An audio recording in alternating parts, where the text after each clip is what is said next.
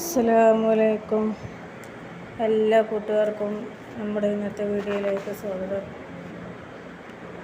ഇപ്പോൾ കൂട്ടുകാരെ, ഉമ്മാക്ക് വയ്യ എന്നുള്ള കാര്യമൊക്കെ നമുക്കറിയാലോ. അപ്പോൾ ഉമ്മക്ക് ഒരു സംശയവും കാര്യങ്ങളും ഒക്കെ നാട്ടിൽ പോയി വന്നതിന് ശേഷം തുടങ്ങിയതാണ്. അതിൻ്റെ ആൾക്കാരൊക്കെ കണ്ടപ്പോൾ വീണ്ടും തുടങ്ങി. അത് ഞാൻ പോകുമ്പോൾ തന്നെ ആദ്യം പറഞ്ഞിട്ടുണ്ടായിരുന്നു. അതിന് നാട്ടിൽ പോയി കഴിഞ്ഞാൽ അതിൻ്റെ സഹോദരങ്ങളെ കണ്ടു കഴിഞ്ഞാൽ അപ്പോൾ അസുഖം തുടങ്ങി. പിന്നെ അവിടുന്ന് വന്ന് അന്നത്തെ ദിവസം ഭക്ഷണം കഴിച്ചു. പിറ്റേന്ന് നേരം വെളുത്ത് കഴിഞ്ഞാൽ വേറെ രീതിയാണ്. അപ്പോൾ തൊട്ടടുത്ത വീട്ടിലത്തെ താമസിക്കുന്നതിൻ്റെ ഓണറത്തിൽ നിന്ന് വെള്ളം വാങ്ങിച്ച് കുടിക്കുകയാണ് കാണണം കേട്ടോ. പിന്നെ ഇവിടെയുള്ള വെള്ളമൊന്നും കുടിക്കില്ല. പിന്നെ അവിടുന്ന് ആങ്ങളാരോട് ഏറ്റ വെള്ളം കുടിച്ച് കഴിഞ്ഞാൽ അതിന് വയറ്റിൽ വിഷമിട്ട് കഴിക്കൂല. ആങ്ങളാരെ വീട്ടിലേക്ക് പോവില്ല. അഥവാ കഷ്ടകാലത്തിന് അവർ വീട്ടിൽ നിന്നൊരു വെള്ളം കുടിച്ചോ പിന്നെ നമ്മളടുത്ത് ഇവിടെ വന്നു കഴിഞ്ഞാൽ അങ്ങ് തുടങ്ങും. അവിടെ നല്ല ചായയോ സർബത്തോ എന്ത് കുടിച്ചാലും.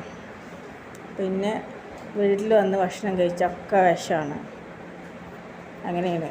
സഹോദരങ്ങളെ വീട്ടിൽ പോയിരുന്ന ഭക്ഷണം കഴിക്കില്ല. അതിന് സംശയമാണ്. അവരങ്ങനെ ചെയ്ത് അതങ്ങ് ശീലമായിപ്പോയി. അപ്പോൾ അതുതന്നെയാണ് ഇപ്രാവശ്യം കാട്ടിയത്. അങ്ങനെ പിന്നെ വീട്ടിൽ വന്നപ്പോൾ അതിന് സംശയമായി. ഭക്ഷണം കഴിക്കില്ല, വെള്ളം കുടിക്കില്ല. പുറത്തുനിന്ന് ആരെങ്കിലും കൊടുത്താൽ വിശ്വാസമുള്ളവരുടെ നിന്ന് കഴിക്കും. പിന്നെ ഭക്ഷണത്തിലൊക്കെ വയറ്റിൽ ചുണ്ണാമ്പ് വയ്ക്കണ ചുട്ട് നീറ്റിലാണ് എന്നൊക്കെ പറയും. അപ്പോൾ എന്താ വെച്ചാൽ നമുക്ക് സഹോദരങ്ങൾ അവിടുന്ന് ഭക്ഷണം വെള്ളം കഴിച്ച് കഴിഞ്ഞാൽ പിന്നെ അതിന് സംശയങ്ങളാണ്. അവർ കൊല്ലാൻ നോക്കണം. അതിന് അവരങ്ങനെ ചെയ്തിട്ട് നമുക്കത് ശീലമായിപ്പോയി. സഹോദരങ്ങളെ വിശ്വാസമില്ല. അവരങ്ങനെ ഉപദ്രവിച്ചിട്ടും അതൊക്കെ ആയിട്ടാണ് അതങ്ങനെ ആയിപ്പോയി. മക്കളെ, എൻ്റെ അമ്മക്ക് ഒരു മാനസികമില്ല, ഭ്രാന്തുമില്ല, ഒന്നുമില്ല. ഇവരങ്ങളെ കൊണ്ടായതാണ്. ഇവരിങ്ങനെ ഈ ഒരു കുടുംബത്തിൽ ഫ്രിഡ്ജിൽ വെച്ച തണുത്ത വെള്ളം കുടിക്കാണ്ടോ ഒക്കെ കാണുന്നത്. അപ്പം അതിന് പിന്നെ ഒരു വെള്ളം വീട്ടിൽ നിന്ന് കുടിക്കാൻ വിശ്വാസമല്ല. അതാണ് മെയിൻ അസുഖം. സംശയിച്ചാൽ അവർ ആ രീതിക്ക് അങ്ങനെ പെരുമാറിയിട്ടാണ് ഓരോന്നും അങ്ങനെ ചെയ്തിട്ടും ഭീഷണിപ്പെടുത്തിയിട്ടും ഒക്കെയാണ്. എത്രയോ തവണ എൻ്റെ അമ്മ മരണത്തിൽ നിന്ന് അവരെ കൈകളിൽ നിന്ന്, ഈ സഹോദരന്മാരെ കൈകളിൽ നിന്ന് രക്ഷപ്പെട്ടു വന്നതാണ്. അപ്പോൾ അതൊക്കെ സംഭവിച്ചുകൊണ്ട് കൊണ്ടായിരിക്കും. അപ്പോൾ വിൽപ്പന പകർപ്പൊക്കെ ഞാൻ പഴയ വീഡിയോയിൽ ഇട്ടിരുന്നു.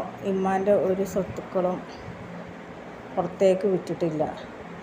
അപ്പോൾ ഈ മുതലിന് വേണ്ടിയിട്ട് അവർ കളിച്ച കളികളാണ് ഭയപ്പെടുത്തിയിട്ട് ഉമ്മാനെ ഭീഷണിപ്പെടുത്തുകയും ഭയപ്പെടുത്തുകയും തല്ലുകയും ഒക്കെ ചെയ്തിട്ട് 16-18 വയസ്സിൽ ഭീഷണിപ്പെടുത്താൻ തുടങ്ങിയതാണ്. അവിടെ നിന്ന് ആയതാണ്. ആദ്യ വിവാഹം, ആ കുട്ടീനെ കൊണ്ടുപോയി, ആ കുട്ടീനെ പിരിഞ്ഞ വേദന. രണ്ടാം വിവാഹം, ആ ഭർത്താവിനെ ഓടിച്ചു, സ്വത്തുക്കളൊക്കെ തിരികെ എഴുതി വാങ്ങി. അപ്പോൾ ഞാൻ വീണ്ടും ആവർത്തിച്ച് പറയണതെന്ന് വെച്ചാൽ മനസ്സിലാകാൻ വേണ്ടിയിട്ടാണ് എന്താണ് ഈ അസുഖത്തിൻ്റെ കാരണക്കാരും. എൻ്റെ അമ്മക്ക് അസുഖമുള്ളപ്പോൾ ഞാൻ ജനിച്ചിട്ട് പോലുമില്ല. അപ്പോൾ എന്നിട്ട് ഈ സഹോദരന്മാർ എന്നെയാണ് കുറ്റപ്പെടുത്തിയിട്ട് പരാതി കൊടുത്തിട്ടുള്ളത്. അതെന്താ വെച്ചാൽ ഉമ്മാൻ്റെ അടുത്ത് നിന്ന് തട്ടിപ്പറിച്ചെടുത്ത സ്വത്തുക്കൾ മേൽക്ക് ഞാൻ കേസിന് ചെല്ലണേന് അവർ എൻ്റെ പേരിൽ ഉമ്മാനെ നോക്കുന്നില്ല എന്ന് പറഞ്ഞിട്ട് ഒരു പരാതി കൊടുത്തിരിക്കുകയാണ്. അവർ കളിക്കുന്ന ബുദ്ധിക്ക് കളിക്കുന്ന കളിയുണ്ടോ? എന്താണെന്ന് വെച്ചാൽ റേഷ്യ ഓഫീസ് രജിസ്റ്റേർഡ് രേഖയിൽ കാണാം, ഞാൻ ജനിക്കുന്നതിന് മുന്നേ അവർ സ്വത്തുക്കൾ കൈവശപ്പെടുത്തിയിട്ടുണ്ട്. ഞാൻ കേസിന് പോയി കഴിഞ്ഞാൽ ഞാൻ തന്നെയാണ് ജയിക്കുക. കാരണം എല്ലാ രേഖകളും സർക്കാർ രേഖകളിലുണ്ട്, രജിസ്റ്റർ ഓഫീസിലുണ്ട്. ഞാൻ ജനിക്കുന്നതിന് മുന്നേ 94 രജിസ്റ്റർ ചെയ്തിട്ടുള്ളത്. അന്ന് ഇതിൻ്റെ അടുത്തുനിന്ന് മാനസിക പ്രശ്നമാക്കി തീർത്തിട്ട് അവർ എടുത്തതാണ്. രണ്ടാമത്തെ സഹോദരനും മൂത്ത സഹോദരനും കൂടി ചേർന്നിട്ട് ഇപ്പോഴും ഇത് തന്നെയാണ് സംഭവിച്ചുകൊണ്ടിരിക്കുന്നത്. ഇപ്പോൾ ഇതിൻ്റെ ഉമ്മയുടെ മൂന്നാമത്തെ ഭർത്താവിൻ്റെ സ്വത്ത്, അതായത് എൻ്റെ ഉപ്പാൻ്റെ സ്വത്ത്, അതും കിട്ടാൻ വേണ്ടിയിട്ടാണ് അവർ ഇങ്ങനെയൊക്കെ എഴുതി കൊടുത്തിട്ടുള്ളത്. എൻ്റെ ഇപ്പോൾ എങ്ങനെ സ്വത്ത് എനിക്ക് വിൽക്കാൻ പറ്റുന്നില്ല, അതിൽ താമസിക്കാൻ പറ്റുന്നില്ല, അതിൽ ജ്യേഷ്ഠത്തിനും കൂടിയിട്ട്, അതായത് ആദ്യ വിവാഹത്തിലുള്ള മകളെയും കൂടി കൂട്ടി ചേർന്നിട്ട് വിളിച്ചു കൊടുത്തിട്ട് അവളെ കൂടി ചേർത്തിട്ടാണ് കംപ്ലൈൻറ്റ് കൊടുത്തിട്ടുള്ളത്. ഇതിന് മുന്നത്തെ വീഡിയോസിൽ ഞാൻ വിൽപ്പന പകർപ്പ് ഇട്ടിട്ടുണ്ട്, പരാതിയുടെ കോപ്പികൾ ഞാൻ ഇട്ടിട്ടുണ്ട്. അതിലെഴുതിയിട്ടുണ്ട് ഉമ്മ സൽമ, അവളെയും കൂടി ചേർന്നിട്ടാണ് ചെയ്തിരിക്കുന്നത്. അപ്പം ഞങ്ങൾ ഈ വാടകയ്ക്ക് ഇവിടെ ഇങ്ങനെ ജീവിക്കണത്. മക്കളെ വാടക കൊടുക്കാനൊന്നും യാതൊരു മാർഗവുമില്ല. ജീവനെ പേടിച്ചിട്ടാണ്, സേഫ് നോക്കിയിട്ടാണ് ഞാൻ ഉമ്മാനെ കൊടുക്കുന്നത്. എൻ്റെ ഉമ്മാനെ ആയുസ്സോടുകൂടി ആരോഗ്യത്തോടുകൂടി കാണണം എന്നുള്ള ആഗ്രഹം കൊണ്ട്. ഞങ്ങളോട് ഇനി ചെയ്യാത്ത ദ്രോഹങ്ങളില്ല മക്കളെ. ഞങ്ങളിന്ന് വീടുമില്ല, സ്ഥലവുമില്ല, ഇത്രയും സ്വത്തുക്കളുണ്ടായിട്ട് ഉമ്മാക്ക്. എൻ്റെ ഉമ്മയുടെ ഉപ്പാടെ സ്വത്തും ഉമ്മയുടെ സ്വത്തും അവരെ അധീനതയിലുള്ളത്. വേറെ എങ്ങും ഞങ്ങൾ ആരും വിറ്റിട്ടില്ല, ഞാനും വിറ്റിട്ടില്ല, ഉമ്മ വിറ്റിട്ടില്ല. ഞങ്ങൾക്കൊരു വീടിന് വേണ്ടിയിട്ട് എൻ്റെ അപ്പാൻ്റെ സ്വത്ത് ഞാൻ വിൽക്കാൻ നോക്കി, സ്വസ്ഥത കിട്ടാനിട്ട്. ഇവർ സ്വസ്ഥത തരാനിട്ട് വീടും നാശമായിക്കിടാം. രണ്ടും ചെറുതാണ്. വീടും ഞങ്ങൾക്ക് പുതുക്കി പണിയാനുള്ള ഒരു സാഹചര്യമില്ല, സാമ്പത്തിക ശേഷിയില്ല. എന്നാൽ അത് 10 സെൻറ്റ് വിറ്റിട്ട് 5 സെൻറ്റ് കഴിഞ്ഞിട്ട് ഇപ്പോൾ 4 ലക്ഷം രൂപ കിട്ടുമല്ലോ വീടിനെ തറക്കും സാധിക്കും. ആ പൈസ ഇട്ട് ഒരിത്തിരി കട്ടെങ്കിലും വെച്ചിട്ടിട്ട് കുറച്ച് ഓടും ഇട്ടിട്ട് ഞങ്ങൾക്ക് മേൽക്കൂര കുറച്ച് ഓടും മേഞ്ഞിട്ട് ഞങ്ങൾക്ക് അതിലെങ്കിലും സ്വസ്ഥമായിട്ട് നായി കഞ്ഞി കുടിക്കാലോ എന്ന് വിചാരിച്ചിട്ടാണ് ഞാൻ അത് വിൽക്കാൻ നോക്കിയത്. അവരുടെ ഇടയിൽ നിന്ന് പോരാണ്, ഇവരുടെ ഇടയിൽ നിന്നിട്ടാണ് മകൾക്ക് അസുഖം. അപ്പോൾ കണ്ടില്ലേ, സഹോദരങ്ങളെ കാണാൻ പോയതാണ് കാരണം. അത് ഞാൻ കാണാൻ പോകുന്നതിന് മുന്നേ ഞാൻ പറഞ്ഞു, വീഡിയോയിൽ ഞാൻ പറയുന്നുണ്ട്, നീ എൻ്റെ ആദ്യത്തെ വീഡിയോകളൊക്കെ കാണണേ, നിനക്കത് മനസ്സിലാവും. അപ്പോൾ നിനക്ക് വേറെ ഒന്നും വീഡിയോ ഇടാല്ലേ എന്നൊക്കെ ചോദിക്കുന്നുണ്ടാവും ചിലർ വീഡിയോസ് കാണുമ്പോൾ. പക്ഷെ ജീവിതത്തിൽ അനുഭവിച്ച യാതനകളാണ് ഞാൻ, ഒരു പെൺകുട്ടിയായിരിക്കുന്ന ഞാൻ ഈ 40 വർഷത്തോളം അനുഭവിച്ച യാതനകൾ. ഞാനൊരു പെൺകുട്ടിയല്ലേ മക്കളെ, യത്തീമായ ഒരു കുട്ടി തന്നെയാണ് സത്യം പറഞ്ഞാൽ ഉമ്മ ഉള്ളത്. ഇങ്ങനെയാണ് ഇപ്പോഴും ഉമ്മ സംസാരിച്ചുകൊണ്ടിരിക്കുകയാണ്. വയലിൻ്റെ ഇന്ന് ഡോക്ടറെടുത്ത് കൊണ്ടുപോയി. ഇപ്പോൾ ഡോക്ടറെടുത്ത് കൊണ്ടുപോയപ്പോൾ അഡ്മിറ്റ് ആക്കാനാണ് പറയണത്. മരുന്ന് കഴിക്കണില്ലെങ്കിൽ അഡ്മിറ്റ് ചെയ്യണം. അഡ്മിറ്റ് ചെയ്യാനുള്ളൊരു സാഹചര്യമൊക്കെ പിഞ്ചു മക്കളാണ്. ആര് ഹോസ്പിറ്റലിൽ നിൽക്കും. ഞാൻ കൂടെ നിന്നിട്ടൊരു കാര്യമില്ല, കൂടുതൽ വയലൻ്റ് ആവുള്ളൂ. ആരാണ് കൂടെ ഉണ്ടായിരുന്നത് ആ ആളെ സംശയമാണ്. അതാണ് ഈ ആയി മാറിയതാണ്. ഇവരിങ്ങനെ ചെയ്തിട്ടായതാണ്. ഇവർ ദ്രോഹിച്ചിട്ട് അതിന് മാനസികമായിട്ട് പീഡിപ്പിച്ചിട്ട് ഈ സഹോദരന്മാർ ഇതിന് സ്വത്തൊക്കെ കൈവശപ്പെടുത്തി അങ്ങനെ എൻ്റെ മനൊരു മാനസിക രോഗി ആക്കി തീർത്തതാണ്. ഇതിൽ കൂടെ പറയുന്നതുകൊണ്ട് എനിക്ക് ഭീഷണി ഉണ്ടായിക്കോട്ടെ. എന്നാലും ഞാൻ എൻ്റെ സത്യങ്ങൾ എൻ്റെ നാട്ടുകാർ അറിയാത്തവരുണ്ട്, എന്നെ കുറ്റപ്പെടുത്തുന്നവർ. നിങ്ങൾക്ക് അറിയാം, ഈ അസുഖം വന്നു കഴിഞ്ഞാൽ ഈ അസുഖമുള്ള ആരെങ്കിലും നിങ്ങൾ വീട്ടിലുണ്ടെങ്കിൽ നിങ്ങൾക്കത് മനസ്സിലാവും, അനുഭവത്തിലുണ്ടെങ്കിൽ. അല്ലാത്തവർക്ക് മനസ്സിലാവില്ല ഈ അസുഖത്തെ പറ്റിയിട്ട്. ഇങ്ങനെയുള്ള അസുഖക്കാർ അവർക്ക് പിന്നെ കാണുന്നതൊക്കെ മഞ്ഞായിട്ട് തോന്നും, മനസ്സ് പിടച്ചിലിളകിക്കഴിഞ്ഞാൽ. അപ്പോൾ ഈ സഹോദരന്മാരെ കാണുമ്പോൾ നമുക്കത് ഓർമ്മ വരികയാണ്. വിട്ടകന്ന് നിൽക്കുമ്പോൾ പ്രശ്നമില്ലായിരുന്നു. ഈ മലപ്പുറത്ത് വന്ന് ഹോസ്പിറ്റൽ കേസ് ഉണ്ടായിട്ടില്ല, ഒരു അഡ്മിറ്റ് കേസ് ഉണ്ടായിട്ടില്ല. അപ്പം അത് വർഷങ്ങൾ കഴിഞ്ഞ് കാണാൻ പോയതാണ് ഇപ്പോൾ കാരണം. ആങ്ങളുടെ വീട്ടിൻ്റെ പഠിക്കൽ നിൽക്കുന്നതും ഉമ്മക്ക് വീട്ടിലോട്ട് കയറിപ്പോകണം എല്ലാം വീടുകളുണ്ട്, സംസാരിക്കുന്നതും എല്ലാം. വീണ്ടും ഉമ്മക്കത് ഓർമ്മ വന്നു. അവിടുന്ന് വെള്ളം കുടിച്ചപ്പോൾ അത് കുടിച്ചും പോയി, സംശയമായി. പിന്നെ അത് വീട്ടിൽ വന്നു കഴിഞ്ഞാൽ ഞാനവിടെ വെള്ളം കുടിച്ചില്ലേ, അവർ വിഷമാക്കി എൻ്റെ മുതലെടുത്ത്. സംഭവം അതാണ്. ഇവർ ഭീഷണിപ്പെടുത്തി ഇങ്ങനെ ഓരോന്ന് ചെയ്ത് അതിന് അസുഖങ്ങളും കാര്യങ്ങളും ആയി, അന്ധവിശ്വാസങ്ങളും ആയ കാലത്തൊക്കെ വല്യപ്പ ചികിത്സ ഒക്കെ ചെയ്തിരുന്ന ആളാണ്. വല്യപ്പി മൂത്ത സഹോദരനും കൂടി ചേർന്നിട്ടാണ് മക്കളെ ഈ ഒരു മോളെ സ്വത്ത്, അതായത് ഈ സഹോദരൻ്റെ സ്വത്ത് അപഹരിച്ചത്. രണ്ടാമതൊരു തങ്ങൾ കല്യാണം കഴിച്ച് അതിൽ ഒരുപാട് സ്വത്തുക്കൾ വാങ്ങിച്ചിട്ട് ആ സ്വത്തുക്കളൊക്കെ കണ്ടപ്പോൾ ഉമ്മാടെ പാടി മൂത്ത സഹോദരൻ്റെയും കണ്ണ് മഞ്ഞളിച്ച് പോയി. പക്ഷേ താറുമാറായതോ ഈ ഒരു സഹോദരിയുടെ, അത് എൻ്റെ ഉമ്മാൻ്റെ ജീവിതമാണ് മക്കളെ. എൻ്റെ ഉമ്മ എന്ത് സുഖമാണ് ജീവിതത്തിൽ അനുഭവിച്ചിട്ടുള്ളത്. 3 കെട്ടിച്ച് ആദ്യത്തെ കുട്ടീനെ കൊണ്ടുപോയി പിരിഞ്ഞു. എന്തോ ഒരു വിഷമം എൻ്റെ ഉമ്മ അനുഭവിച്ചിട്ടുണ്ടെന്നറിയോ ജീവിതത്തിൽ. ഞാനും എൻ്റെ മൂത്ത മോനും പിരിഞ്ഞു അനുഭവിച്ചുകൊണ്ടിരിക്കുകയാണ്. ഇവരോട് എങ്ങനെയും പഠിച്ചോൻ പകരം വീട്ടെന്ന് എനിക്ക് അറിയാൻ വയ്യ. എന്തായാലും പഠിച്ച റബ്ബ് കാണുന്നുണ്ടല്ലോ, ചോദിക്കാണ്ടിരിക്കൂല. റബ്ബുണ്ടല്ലോ, റബ്ബാണല്ലോ എല്ലാറ്റിനും. ഈ മുതലൊക്കെ കെട്ടിപ്പിടിച്ച് കവറിലേക്ക് കൊണ്ടുപോകാനാണ് ഇവർ വിചാരം. ഞങ്ങളെ വഴിയാതരാക്കി, ഞങ്ങളെ വിഷമിപ്പിച്ചിട്ട് ഇതൊക്കെ കവറിലേക്ക് കൊണ്ടുപോകാനാവും. ഞങ്ങൾ ഇങ്ങനെ ജീവിക്കണം ഈ വാടകയ്ക്ക് സ്വന്തം. അപ്പോൾ ഇത് തൊട്ടടുത്ത ഉമ്മത്തെ വീടിൻ്റെ ഓണർ തന്നെയാണ് ഈ ചോദിക്കണത്. അപ്പോൾ അവരുടെ അടുത്ത് മറുപടി പറയാണ്. ഇവർക്ക് തോന്നാണ് മടാളെടുത്ത് കുത്താണ്, കത്തിയെടുത്ത് കുത്താണ്. ഇതൊക്കെ ആളര് ചെയ്തിട്ടാണ്. അതാണ് എൻ്റെ മനസ്സിൽ ആ മായാത്ത പഴയ ഓർമ്മകൾ. അപ്പോൾ അത് ഈ മനസ്സിലാകുമ്പോൾ പിന്നെ ആ ഓർമ്മകളിലേക്ക് പോയി അതങ്ങ് പറഞ്ഞുകൊണ്ടിരിക്കും. പിന്നെ കാണുന്നവരൊക്കെ നിങ്ങൾ ഈ സിനിമകളിലൊക്കെ കണ്ടിട്ടുണ്ടാവില്ലേ, ഈ പ്രേതത്തിൻ്റെ സിനിമകളൊക്കെ. കഴിഞ്ഞ കാല ഇതാണ് ആ ആളിൽ നിന്നിട്ട് ആ ഷെയ്ത്താൻ പറയുക. അതുപോലെയാണ് ഉമ്മ. പക്ഷെ അതിങ്ങനെ പറഞ്ഞുകൊണ്ടിരിക്കും.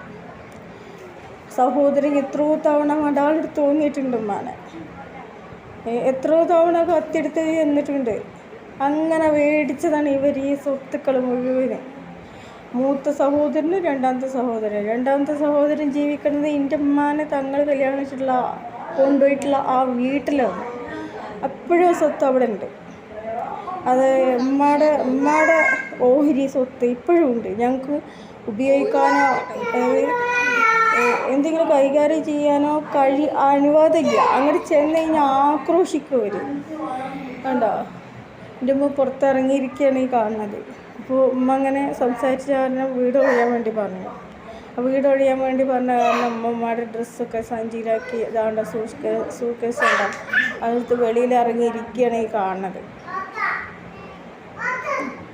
ഞങ്ങൾ നിൽക്കുന്ന വീടാണെങ്കിൽ ആ മനുഷ്യ ഒറ്റക്കുള്ളൂ, അതിന് ഭാര്യയും കുട്ടികളൊന്നുമില്ല. അതങ്ങനെ ഒരു വ്യക്തി. ഞങ്ങൾക്കൊരു വീടില്ലാണ്ടല്ലേ മക്കളെ. അപ്പോൾ ഈ വീട്ടിൽ നിന്നും ഞങ്ങൾ വാടക ഒഴിവാകണം. സ്വന്തമായിട്ടൊരു വീടുണ്ടെങ്കിൽ 2-3 സെൻറ്റ് സ്ഥലം ഉണ്ടെങ്കിൽ ഞങ്ങൾക്കൊന്ന് അന്തസ്സായിട്ട് ജീവിക്കാം. ഇത്രയും സ്വത്തുക്കളുണ്ടായിട്ടും ഞാൻ വിൽപ്പന പകർപ്പിട്ടവന് ഇത്രയും സ്വത്തുക്കൾ ഉണ്ടായിട്ടും ഞങ്ങളിങ്ങനെ ഇന്ന് എങ്ങനെ ജീവിക്കണത്? ഈ സഹോദരന്മാർ കാരണം. എൻ്റെ ഒപ്പം കഴിഞ്ഞ് 10 സെൻറ്റ് ഭൂമിയും കൂടി ഞങ്ങൾക്ക് കൈകാര്യം ചെയ്യാനോ അതിൽ ജീവിക്കാനോ അവർ സമ്മതിക്കണില്ല. അതിൽ ഷെയർ ഉണ്ടെന്നും പറഞ്ഞിട്ട് കിട്ടണമെന്നും പറഞ്ഞിട്ട് രജിസ്റ്റർ റദ്ദാക്കിക്കൊണ്ട് പരാതി കൊടുത്തിരിക്കുകയാണ്. ഞാൻ വിൽപ്പനക്ക് ഇട്ടതാണ് സ്ഥലമാണ്. എന്നിട്ട് 6 വില്ലേജിൽ നിന്ന് തരുന്നില്ല. ഇനി അത് കോടതിയിൽ പോകണം, കളക്ട്രേറ്റിൽ പോകണം, ഇവരൊക്കെ വിളിപ്പിക്കണം, എന്നിട്ട് റെഡിയാക്കണം. ഈ ഉമ്മേനെ, ഈ അവസ്ഥയിലുള്ള ഉമ്മേനെ ഞാൻ എവിടെയൊക്കെ കൊണ്ടുപോയി നടത്തും? നിങ്ങളിവിടെ ആലോചിച്ച് നോക്കൂ. വീഡിയോ കാണുന്ന കൂട്ടുകാർ, ഈ പ്രായമായി ഉമ്മേനെ കൊണ്ടിട്ട് ഞാൻ എത്രയിടം നടക്കണം? കോടതി കയറ്റിക്കണോ? മാനസികമായിട്ട് ഞാനും കൂടി പീഡിപ്പിക്കണോ ഇനി ഉമ്മാനെ? അതങ്ങ് അവരെടുക്കട്ടെ. ഒരുത്തില്ലാത്ത മുതലല്ലേ, അപ്പോൾ അടച്ചെണ്ണി ചോദിച്ചോളും എന്നുള്ളൊരു ഉറപ്പ് എനിക്കുണ്ട്. യതീമിൻ്റെ 1 സെൻറ്റ് ഭൂമിയല്ല, 1 രൂപ എടുത്തിട്ടുണ്ടെങ്കിൽ നാളെ അത് കണക്ക് പറഞ്ഞിട്ട് തന്നെ ഭൂമിയിൽ നിന്ന് പോവുള്ളൂ. അത് ഏതെങ്കിലും വഴിയിൽ കൂടെ ഒരു അസുഖം വന്നാൽ പോരെ, അത് അങ്ങനെ ചിലവായി പോകും. യതീമക്കളെ ഒരു സ്വത്തും അപഹരിക്കരുത്. അത് അപഹരിച്ചിട്ടുണ്ടെങ്കിൽ, കണ്ണീര് കുടിപ്പിച്ചിട്ടുണ്ടെങ്കിൽ അത് കണ്ണീരോട് മടങ്ങേണ്ടി വരും ഇവരൊക്കെ, അത് ഉറപ്പാണ്. അതുകൊണ്ട് ഞാൻ ഈ കേസും കോടതിയും ആയിട്ട് ഈ ഉമ്മാനെ ഞാൻ വലിച്ചിഴക്കണില്ല. പാവത്തിന് ഇനി ഞാൻ ഈ വയസ്സുകാലത്ത് ഈ സ്വത്തിൻ്റെ കാര്യത്തിന് വേണ്ടിയിട്ട് ഞാൻ കോടതിയിലേക്ക് വലിച്ചിഴക്കണോ? ഈ പാവത്തിനെ യാത്ര ചെയ്യിപ്പിക്കണോ? വേണ്ടല്ലോ, പഠിച്ച റബ്ബിന് വിട്ടു. ഞാൻ കുറച്ചും കൂടി കഴിയട്ടെ, എന്തെങ്കിലും തീരുമാനം എടുക്കണം എനിക്ക്. അല്ലാതെ എത്ര കാലം വെച്ചിട്ടാണ് വാടകയ്ക്ക് കഴിയുക? ഇനിയിപ്പോൾ അതിൽ പോയി താമസിച്ച് ഒരിക്കൽ തന്നെ പോലീസുകാർ വന്നിട്ടാണ് ഞാൻ താമസിപ്പിച്ചത്. അമ്മാവനും അമ്മാവൻ്റെ മകനും എല്ലാവരും കൂടി വന്ന് വാതിലൊക്കെ ചവിട്ടിപ്പൊടിച്ച് എന്നെ വലിച്ച് പുറത്തിട്ട് ഞാൻ സ്വത്ത് കീഴടക്കി വെച്ചിരിക്കുകയാണ്. എന്നിട്ട് ഉമ്മാനെ നോക്കണില്ല എന്നും പറഞ്ഞിട്ട്. ഈ ഉമ്മ സുഖമില്ലാണ്ടായാലും ഇങ്ങനെ വെളിയിലിറങ്ങി നിൽക്കണില്ല, ഇങ്ങനെ ഇറങ്ങി നടക്കും. എൻ്റെ മുതലൊക്കെ പോയി കൊന്നില്ല, വീടില്ല എന്ന് പറഞ്ഞിട്ട് വീട്ടിൽ നിന്ന് അങ്ങനെ ഇറങ്ങി നടക്കും. അപ്പോൾ ഇവർ എന്ത് ചെയ്യും, ഞാനാണ് മുതൽ പിടിച്ച് വെച്ചിരിക്കണത് പറഞ്ഞിട്ട് ഇന്നെ വന്ന് ദ്രോഹിക്കും സഹോദരന്മാർ. ലാസ്റ്റ് എനിക്ക് പോലീസുകാരെ സഹായം തേടേണ്ടി വന്നിട്ടാണ് എനിക്ക് എൻ്റെ വീട്ടിൽ താമസിക്കാൻ പറ്റിയത്. എന്നെ വീട്ടിൽ നിന്ന് പുറത്തിറക്കി. അത് ഉമ്മാൻ്റെ സ്വത്താണ്, നിനക്ക് അവകാശമില്ല എന്ന് പറഞ്ഞിട്ട്. ഇതൊക്കെയാണ് മക്കളെ എൻ്റെ ഡെയിലി ലൈഫിലുള്ള അവസ്ഥ, ഞാൻ അനുഭവിച്ചുകൊണ്ടിരിക്കണ ഇത്. അപ്പോൾ ഞാൻ വീഡിയോക്ക് എന്തിനതൊക്കെ യൂട്യൂബിൽ വന്ന് പറയണമെന്നോ, അപ്പോൾ വീഡിയോസ് എൻ്റെ നാട്ടുകാർ കാണുന്നുണ്ട്, എൻ്റെ ബന്ധുക്കാർ കാണുന്നുണ്ട്, ഈ സഹോദരന്മാർ മക്കൾ വരെ കാണുന്നുണ്ട്. അറിയാൻ വേണ്ടി തന്നെയാണ് പറയണത്. എനിക്ക് ഇന്ന് ഇങ്ങനെ പ്രതിഷേധിക്കാൻ പറ്റൂ, എനിക്ക് എൻ്റെ വിഷമങ്ങൾ പറയാൻ പറ്റൂ. അപ്പോൾ എനിക്ക് എൻ്റെ വിഷമങ്ങൾ തുറന്ന് ആരടുത്തെങ്കിലും പറഞ്ഞില്ലെങ്കിൽ ഞാൻ ലാസ്റ്റ് ഇമ്മാനായ പോലെ ആയിപ്പോലെ അനുഭവിച്ചിട്ട് ഒറ്റയ്ക്ക്. ഞാനൊരു പെൺകുട്ടിയാണ്, ആണല്ല. ആൺകുട്ടിയാണെങ്കിൽ എന്നെ മക്കളെ ഈ അമ്മമാരെ കാലടിച്ച് മുറിച്ച് മൂലക്കാക്കിയിട്ടുണ്ടാവും. ഞാൻ പെണ്ണായി പറഞ്ഞത് അവരെ ഭാഗ്യം. അത്രയ്ക്ക് കഷ്ടപ്പെടുത്തിയിട്ടുണ്ട്, അത്രയ്ക്ക് മനസ്സിനുള്ളിൽ വേദന ഉണ്ട് ഇവർ കാരണം. എന്തായാലും ആ വേദന ഇവർക്ക് തട്ടാതെ പോവില്ല. ആ മനം പിടിച്ചത് അത് തീർച്ചയാണ്. ഇത് വോയിസ് ഓവർ കൊടുക്കുമ്പോൾ ഉമ്മയുടെ സംസാരം കേൾക്കാൻ കഴിയും.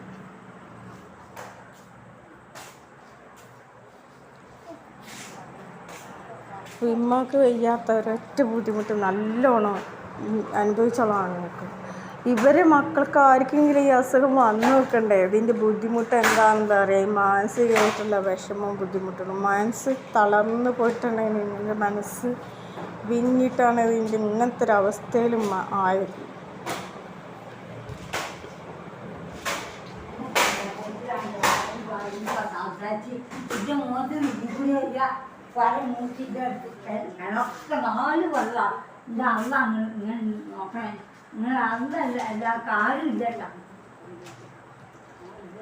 അപ്പോൾ കേട്ടില്ലേ മക്കളെ, ഞാൻ വോയിസ് ഓവർ കൊടുക്കും.